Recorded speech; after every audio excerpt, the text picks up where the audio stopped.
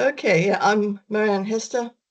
I'm Emeritus Professor at the University of Bristol, where I've been running research for many years, and I've done, I'll talk more in detail about it, but I carried out the original evaluation, or I led the evaluation of DRIVE, which is this one program that is aimed specifically at dealing with high risk, high harm. We've sort of shifted towards calling them high harm because, of course, high risk is risk.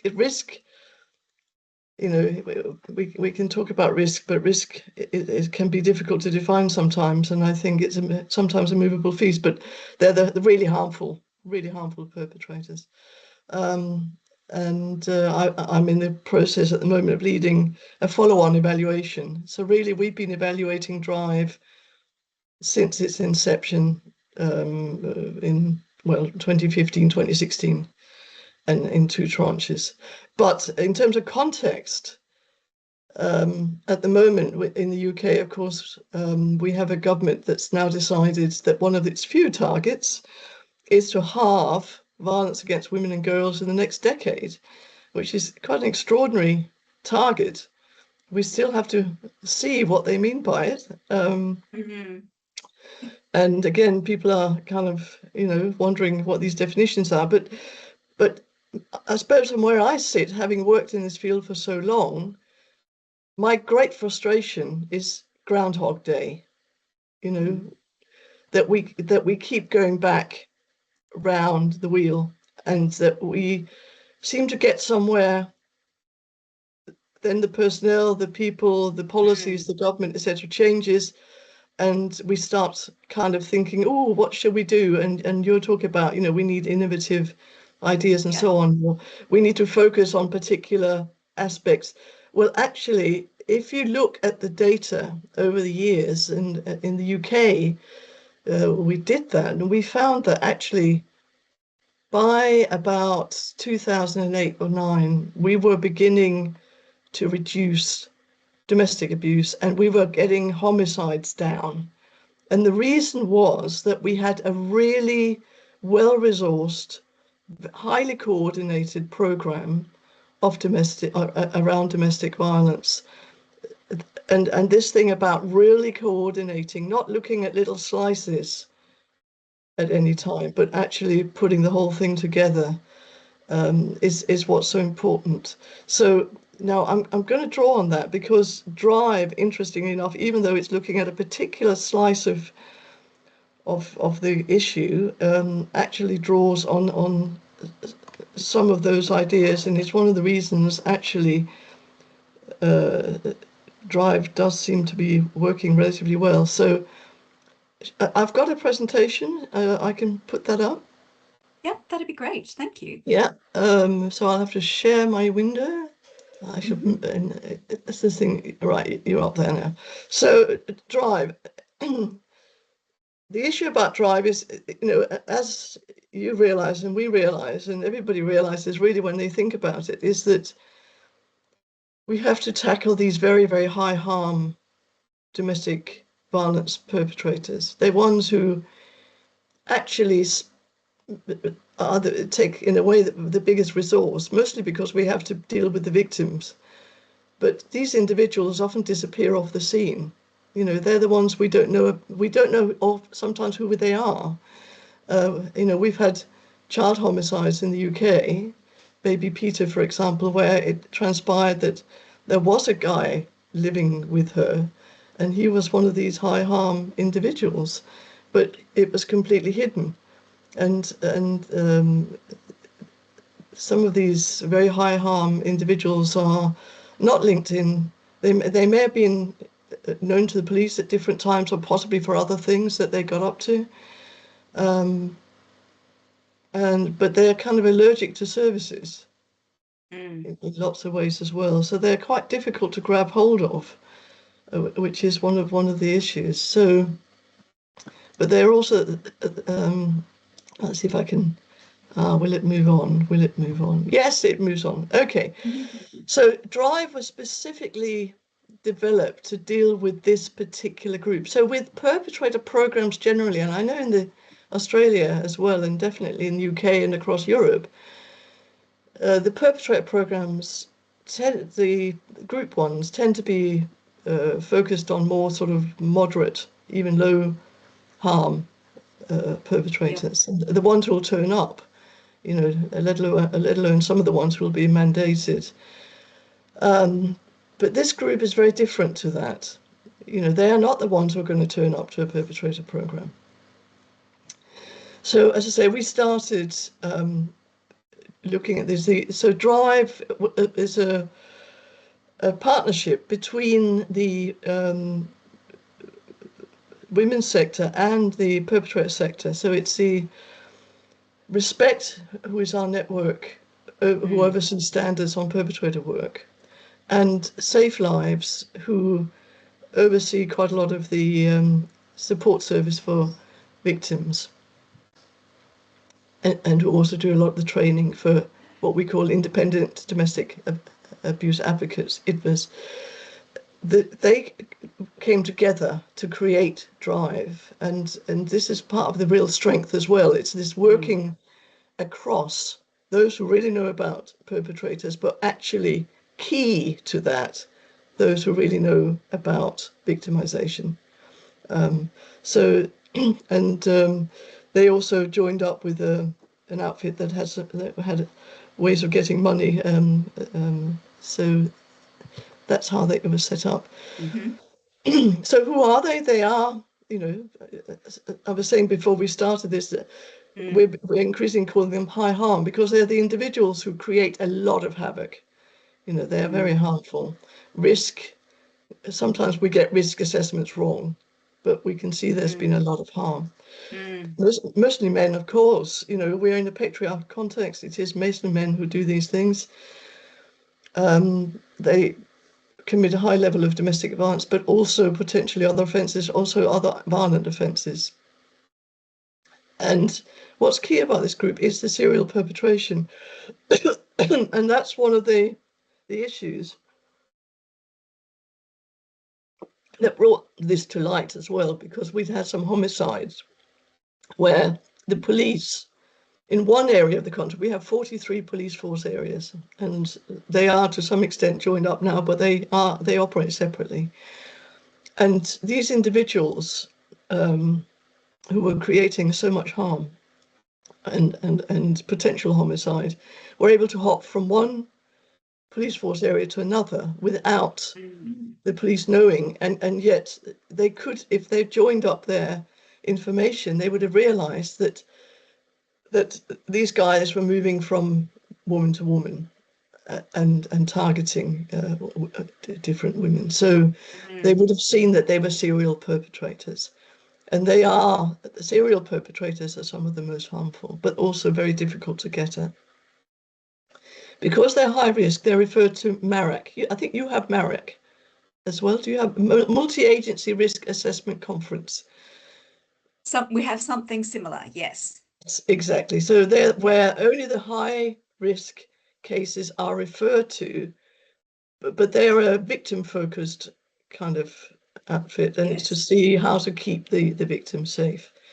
Since Drive started, we've increasingly seen the development of a MARAC system, but that's focused on the perpetrator, and looking at how to stop the perpetrator. So that's one of the developments from Drive, really. But anyway, the Drive perpetrators, I mean, they're an interesting bunch, because in the first cohort we looked at, which was 1 to 2,000, well, it was over 500 that actually were on Drive, but within the whole setup that we looked at, it was about 2,000 individuals. They range from having a lot of needs, you know, high levels of psychological problems, mental health needs, homelessness, alcohol, drug abuse, etc., but also literacy problems, really lack of basic skills. But also at the other end, CEOs of companies, right, who were incredibly abusive, you know, and so they were also, so this real range of individuals, and many who hadn't been worked with in a very focused way before. And as I say, they're quite allergic to services. They may not even have been on the radar of some services. Also, not able to be in groups, needing focus on themselves, have to do one-to-one work with these individuals. But of course, you can't do counselling with them, because then it becomes poor little me, and that's actually the wrong approach for these individuals. So this is the kind of terrain that we're looking at. But what Drive did, and this is also what's a real strength, is that it's a holistic approach. So if you think, we already knew that coordinated community responses actually could work. We had the data in the UK to show that that was a good approach. So the Respect and Safe Lives actually then drew on this knowledge base and thought, well, how can we use that knowledge, but in this more particular area? And the focus on challenging, actually trying to change these individuals, challenge them, stop them, containing them, and that led to this notion that what you need is support, because some of these individuals have, as I said, very few skills. They may be targeting women because the women have some money, or they have a place to live or whatever, and these guys might target them because of that, but also that themselves don't have the skills to get these things. That's at one very particular level, but they may need access to things that they themselves actually find it difficult. So you actually have support within it, but clearly you need to contain them and stop them in terms of being abusive and violent in all the different ways that they are. So this system was set up that Drive relies on, which is a line of support through to disruption. You support them, but once they start doing things they shouldn't be up to, you clamp down and disrupt the pathway to perpetration. That's really important, that line. I was really interested, sorry, yeah. Marianne, I was really interested to read in the report that it is in your evaluation article that it is a case management approach, but case managers can also use other people, I guess, in the system to disrupt if they can't, if they're not able to. So let's look at what that looks like. But just to say, at the heart of Drive is the focus on victim safety.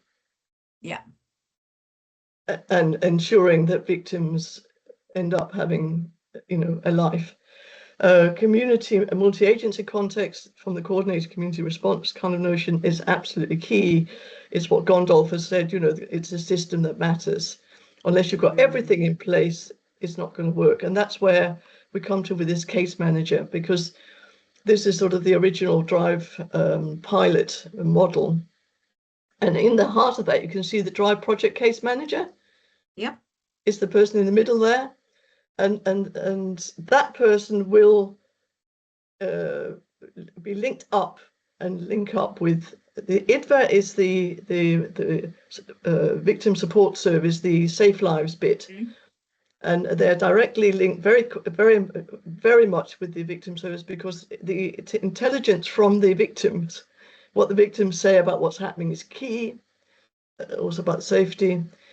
You've got the referrals come in from the MARAC, because they identify these individuals. They're referred in. The case manager is linked up with all the different services. You've got them on the right there.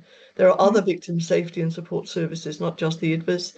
Police, social care, health, housing, probation, schools, all these different things locally are really important. The case manager is linked in with them. There you've got your coordinated community kind of nexus.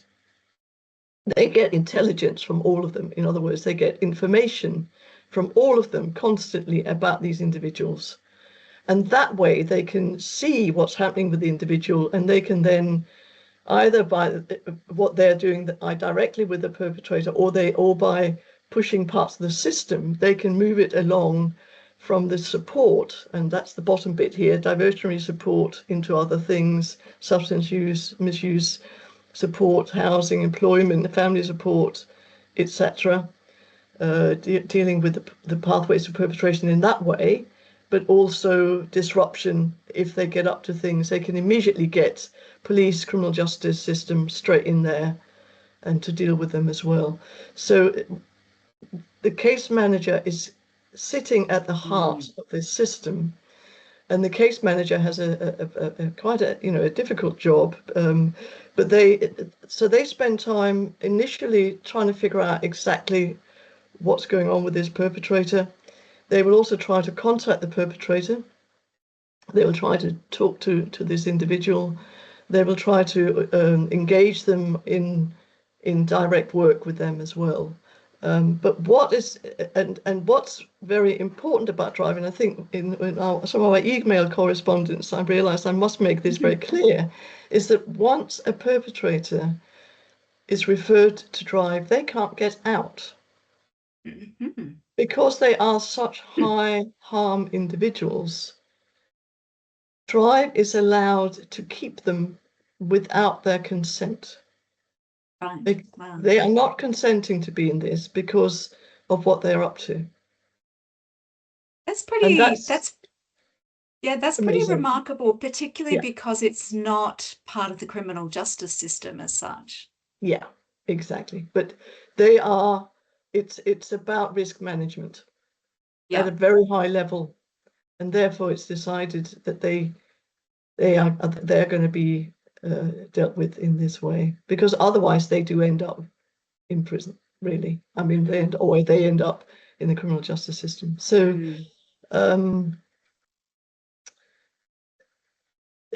once in there, you're in there for probably about 10 months. Right. It varies a bit depending on when the case manager thinks there's enough in place or enough change for the individual to come out the other end. But it's also important what happens, obviously, at the other end, because one of the things that was so obvious from interviews we did with the victims was they were saying, well, he'll, okay, he's on the program, and it's great at the moment because I know some people are keeping tabs on him, but I'm really worried about what happens longer term because I know he'll just get back to what he was doing before. So for it to work, it has to be sustained. And that's again where, if you don't get the community model right, they're not people continuing to kind of keep an eye out, and that's what's really important as well. So that's the basic model. Okay, so this is what we were looking at, and you said that's the article that you wrote, that you were reading. But this looks at the quantitative aspects of it, and not so much the qualitative. But we also did interview victims and the professionals around it, and the issue about drive in terms of the setting up a thing like this is embedding drive. It takes quite a while for other agencies to see this isn't just extra work. This actually is just a different way of working. And once they start seeing that actually can be quite positive, they can come on board. But it takes quite a while to turn around what others are doing and to put them and to create this system. It's one of the biggest, risk areas in terms of drive as a model. One of the biggest failure problems is where that process of embeddedment doesn't happen properly. And there are other papers on that as well, which we haven't done, but Drive have done other evaluations that are on their website. So we were just looking at so in terms of kind of just showing you how some of this stuff works, we were clearly interested whether they'd change behavior over time, key whether the victims and children are safer. Who are these individuals? I've talked a bit about them already. What was happening with them? What were the interventions?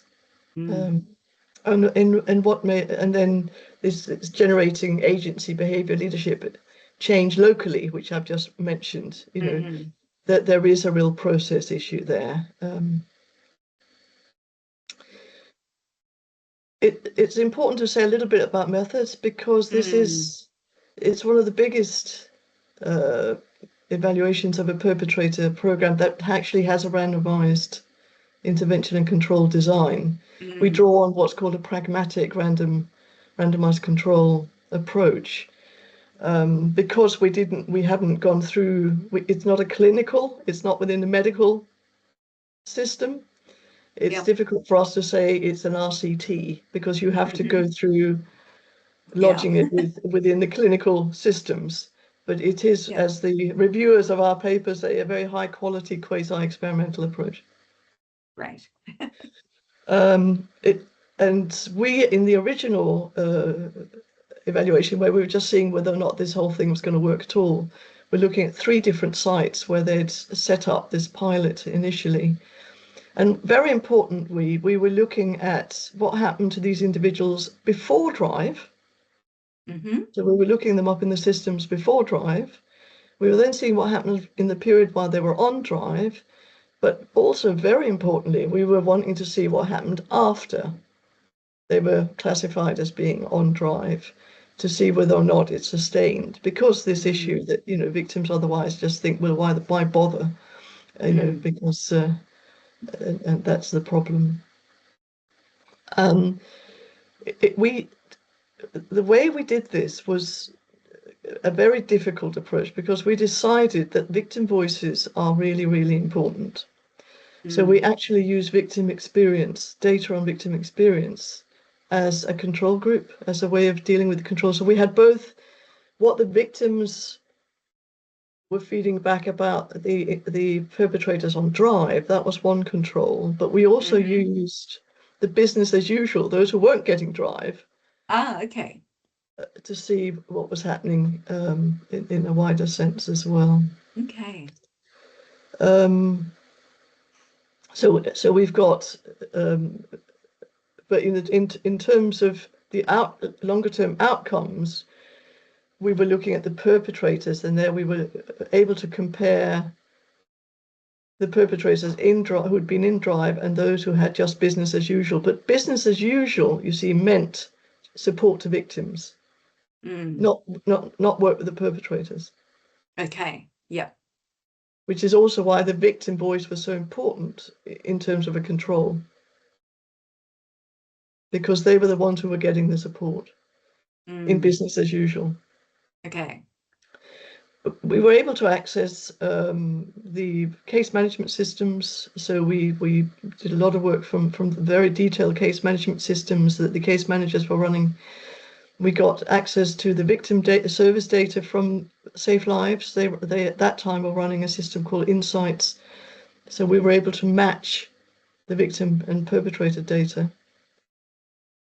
We were able to look at AMARAC data in terms of longer term outcomes. I've missed out there, actually. We also looked at police data in terms of what happened over the before, during, after periods as well. So we could, now often people look at just police data to see whether there's been reoffending or re-reporting of the perpetrators. We decided police data has its limitations, because either victims feel really threatened and they don't go to the police. So then you don't get a record in the police for these very high harm cases.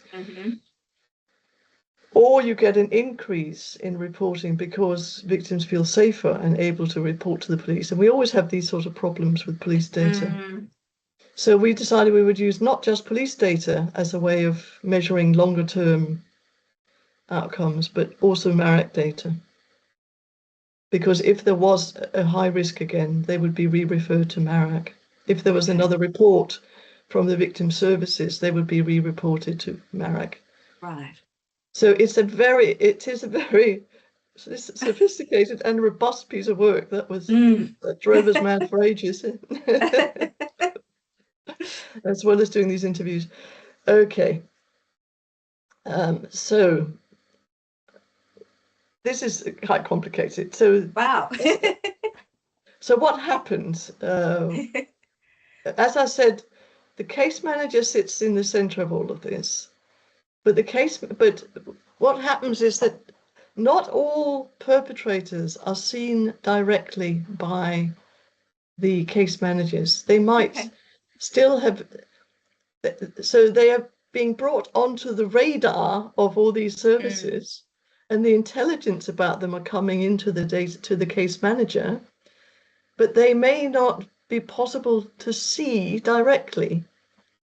They disappear off into, but so again, drive is very, very unusual in still working with, around, and doing support disruption, even if they're not seeing the perpetrators, because they're activating other bits of the system to do this.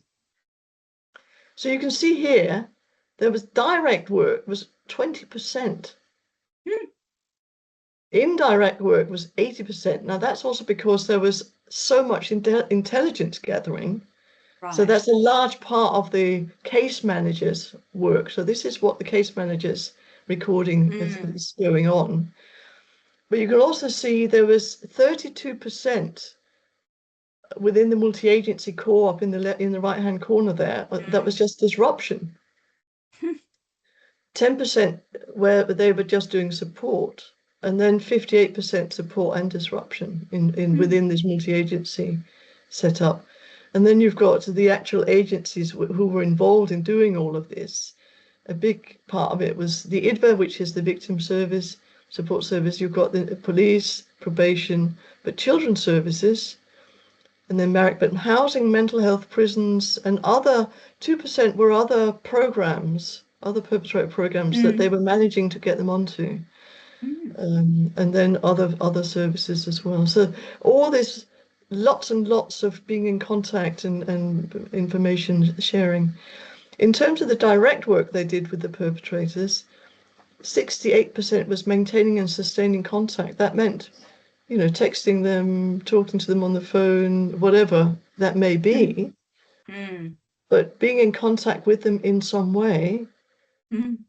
Only 11%, that classic behavior change, one-to-one, doing the different techniques that you see on classic perpetrator programs, 11% of that going on. So it's a very unusual setup. But together, all of these things still create change. It's fascinating. Yeah.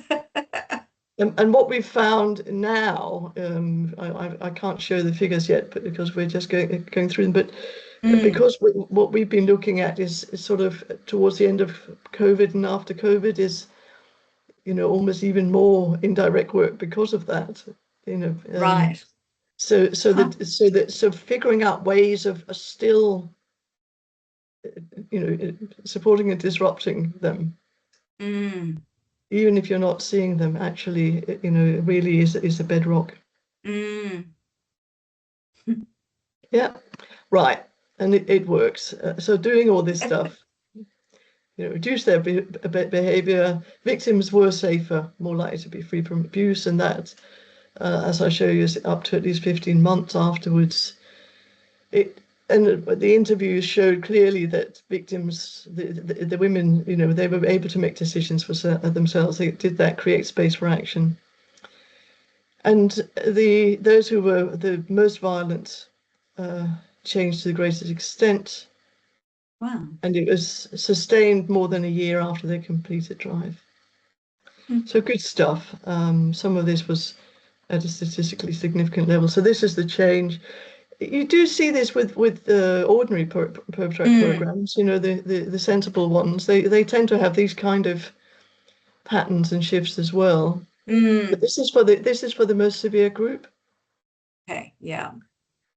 And physical reduced 82%, sexual abuse reduced by 88%, harassment. But I mean, the sexual abuse they own up to is quite small, but harassment, stalking, jealous and controlling behaviors, all of it, really reduced during the period of of drive. So this is this sort of 10, 11 months period.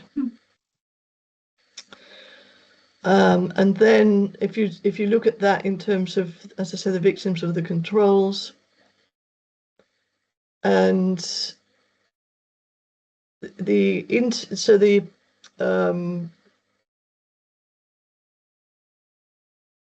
drive and control, this is quite difficult to see. Intake's the green, exit is the red, and each of you've got physical, sexual, harassment, stalking, jealousy, control. Each of them has a drive and a control. There is a bigger reduction for the survivors in drive than there were for the control lot. So perhaps not as usually we'd like, but there's very definitely from their feedback. And if we look at the police data before, during, and after, you see at the beginning there, kind of about 87 to 95% recorded at the beginning before drive in the police databases. During drive, that's going down. Drive is the solid line, the control is the stippled line. And then, so during drive, it's gone down to kind of 50-odd% within drive. It's still more than that during with the control, but 6 months post drive, you can see drive is still doing much better. And 12 months and more than 12 months, drive is still the one that's continuing. Whereas for the business as usual, which means they were still getting the other things. Yeah. You know, the other perpetrators weren't getting nothing because they were also in the police system, etc. You know, people were doing the business as usual. And with the victim support, they just weren't doing drive. But you know, it was beginning to go up again for the ones where you weren't getting that containment, that drive system still sort of in place in the locality for those individuals. So that's the police data. I think that's quite impressive, really. Yeah. You've got that. Then again, for this is this should be this is the serials. Yeah. If I remember right. Yeah.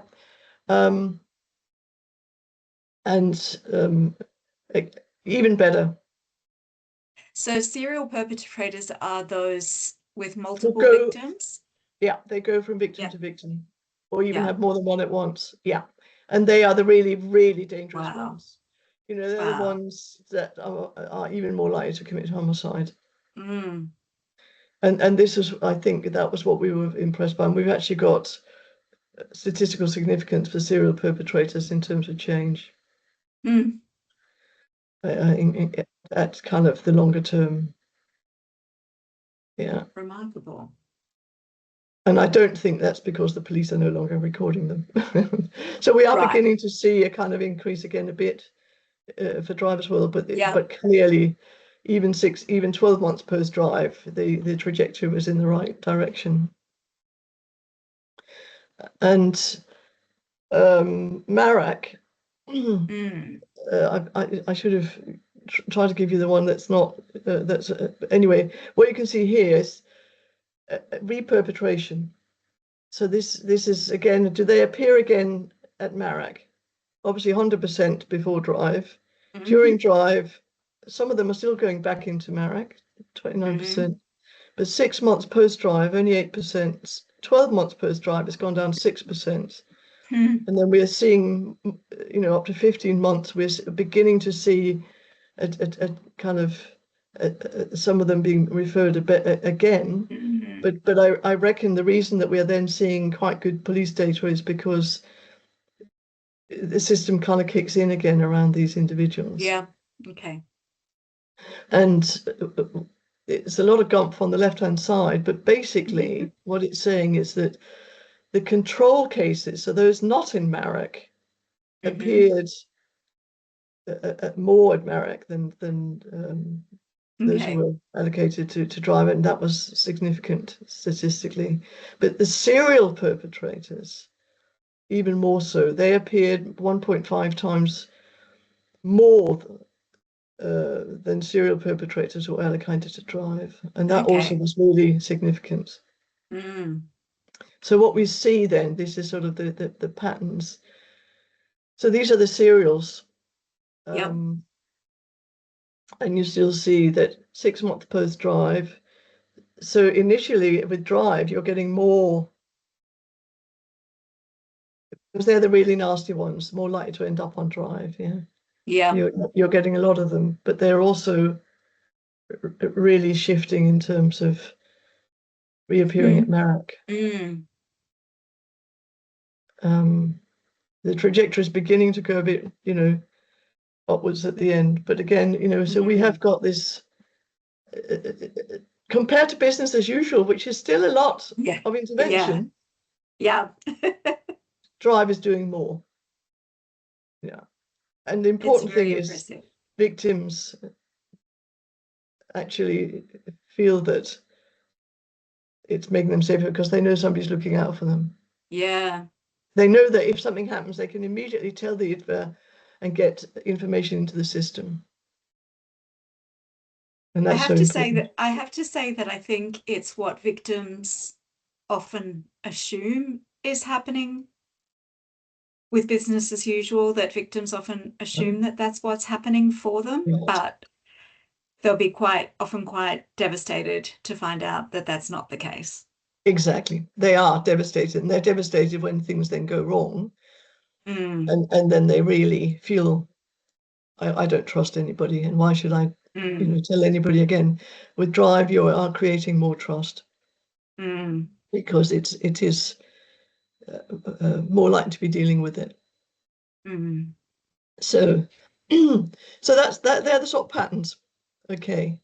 And the lessons, it's this combination of statutory compulsion, meeting service users' needs, support and disruption, but also again this incredible thing that you can make change without direct contact. It's using this incredible system of intelligence from the victim and multi-agency disruption. And It's also, managing, oh, sorry, go ahead. I was just going to say it's managing in a way to keep sight of those that are trying to remain invisible. Exactly. And they're the ones that we need to bring out into the open to the greatest extent. Exactly.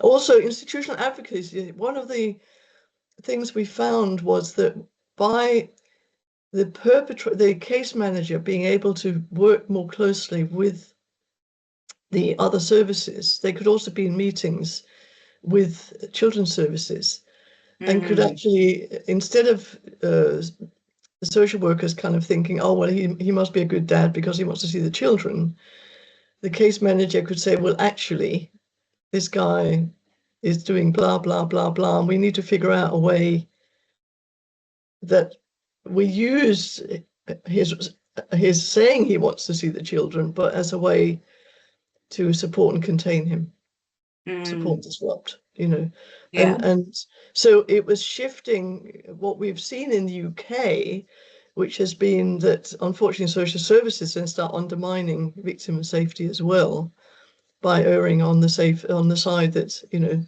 perpetrators must see children. They were able to kind of shift that into a safety mode for both victim and children.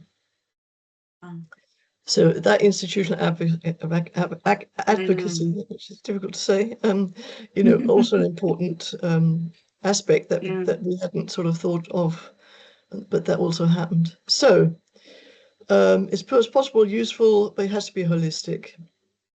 Can be sustained over time, but the system has to be in place. That's remarkable.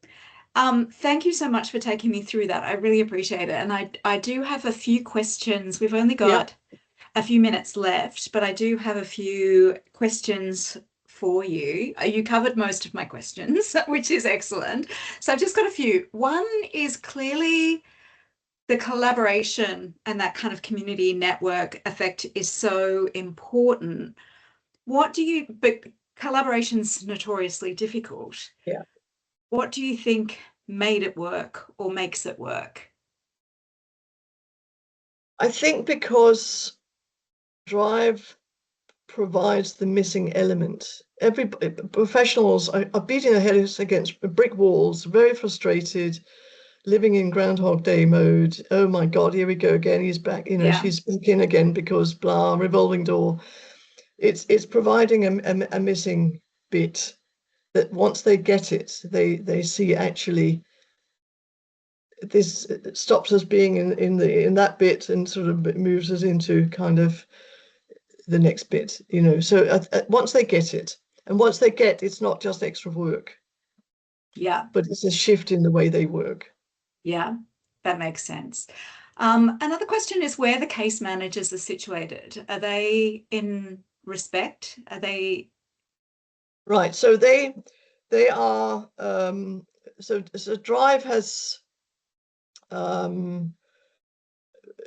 become its kind of its own outfit, if you like. So that even though it's run by these other agencies, so the line management and so on is through Drive, and so the case managers are employed through Drive. But what we've originally we found, because you know many years we've discussed within women's services, should we have perpetrators anywhere nearby? Should women's services even talk to perpetrator services? Is this leaking information? Is this going to end up being unsafe for victims, etc.? You know, we've had that debate for a very long time.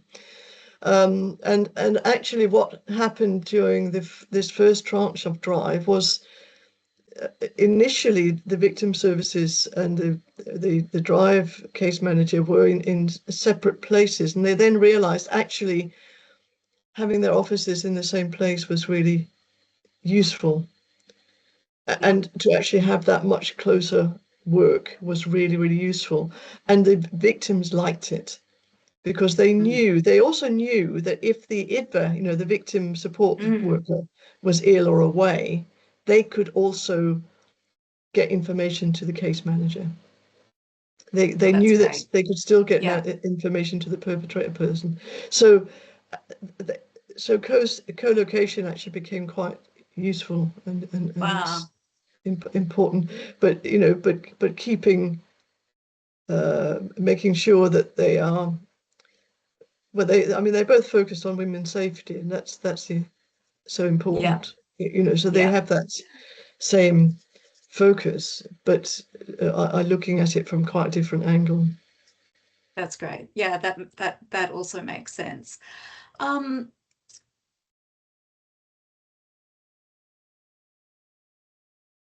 guess probably my overarching question is, what's one key message you'd want Australian policymakers and practitioners to take away from the work that you've done as they think about how to work with high harm perpetrators? Well, don't stop doing the other stuff and sticking all your resources suddenly into high harm perpetrators. You know, if you then take your eye off the moderate and the low ones, you're providing a pipeline for the other ones. You know, that's not a good idea. You have to keep working on all of it, but think as a whole system. And think, you know, make it all into a coordinated community response. But the message is that different perpetrators just need a different approach. Some of them can work in groups, and that's really useful, because we know, you know, groups, they also create particular situations where they also have a go at each other, etc. Groups are very important, and all the way they learn in groups. But not everyone is able to be in a group, and these are not able to be in a group. Well, they can. Some of them. That was also some of the outcomes. Some of them ended up on groups, and that's much more obvious in the second evaluation, that some of them then have had enough work with them or shift or change, that they can then actually manage to be in a group. And that then continues the next stage, that they still do more direct work in that way. Wow. So they're put into that position where they become more, if you can see from the figures, they become more moderate, if you like, and therefore okay to put into an more ordinary group ready. program. Yeah.